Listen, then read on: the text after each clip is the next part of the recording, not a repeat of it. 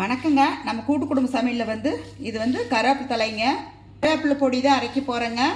வாங்க அது எப்படி செய்யலான்னு பார்க்கலாம் வாங்க. பாருங்க, நான் ஃப்ரெஷ்ஷாக கருவேப்பிலை தலை எடுத்து வச்சுருக்கிறேன், சுத்தம் பண்ணி வச்சுருக்கிறேன். இது நல்லா தண்ணி இல்லாமல் நல்லா வடச்சட்டியில் நல்லா வறுத்து எடுத்துக்கலாம். நான் வடச்சட்டி வேறு மாற்றி எடுத்துட்டுங்க. அந்த வடச்சட்டி ரொம்ப சிறுசாக இருந்தது. கொஞ்சம் எண்ணெய் ஊற்றிக்கலாங்க. தீயை சிம்மிலே வச்சு நம்ம கருவேப்பிலை நல்லா வறுத்து எடுத்துக்கலாம். கருவேப்பிலை நல்லா வறுத்தாச்சு பாருங்கள்.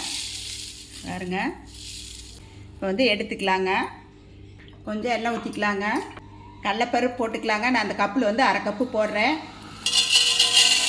நான் கருவேப்பிலை நிறைய எடுத்துருக்கிறேங்க. அதனால் நான் அந்த கப்பில் அரை கப்பு கடலைப்பருப்பு எடுத்துருக்கிறேன். பாருங்க, நல்லா பொன்னேரமாக வறுத்துருச்சு. இப்போ இதை எடுத்துக்கலாம். உளுந்து பருப்பு ஒரு அரை கப் எடுத்துருக்கிறேன். இதையும் போட்டுக்கலாங்க. உளுந்தும் பாருங்கள் நல்லா பொன்னேரம் வந்துருச்சு. இது மாற்றி எடுத்துக்கலாம். வரமிளகா போட்டுக்கலாங்க. இந்த மிளகா நல்லா காரம், அதனால் நான் கம்மியாக தான் போடுறேன். வறுத்த நடக்கடலைங்க. இது இதிலே போட்டு வறுத்துக்கலாம்.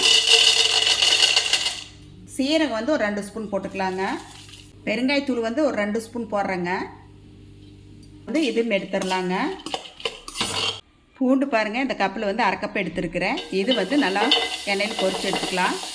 கூடவே புளி கொஞ்சம் போடுறேங்க. நான் இந்த புளியும் கூட நான் கழுவி தான் வச்சுருக்கிறேன். ஏன்னா மண் இருக்கும், அதனால் கழுவி தான் வச்சுருக்கிறேன். பாருங்கள், இந்த புளியும் நல்லா ஈரப்பதம் போகிற அளவுக்கு நல்லா இப்போ நம்ம வறுத்து வச்சதெல்லாம் ஒவ்வொன்றா போட்டுக்கலாம். கருவேப்பிலை போட்டுக்கலாங்க.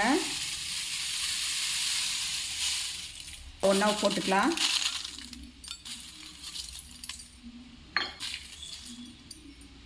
நான் சும்மா 2 கல் உப்பு போடுறேனுங்க.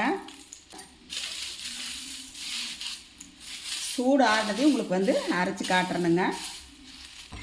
கருவேப்பிலை பொடி சூப்பராக ரெடி ஆயிடுச்சு பாருங்கள். நான் இவ்வளோ பொடி அரைச்சிருக்கிறேன். நான் வீட்டில் மிக்சியில் தான் அரைச்சேன்.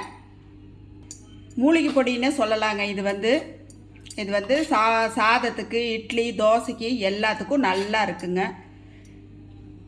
நீங்களும் வீட்டில் இந்த மாதிரி செஞ்சு சாப்பிட்டு பார்த்துட்டு எப்படி இருக்குன்னு சொல்லுங்கள். எங்கள் வீடியோ பிடிச்சிருந்தா லைக் பண்ணி ஷேர் பண்ணுங்கள். நன்றிங்க.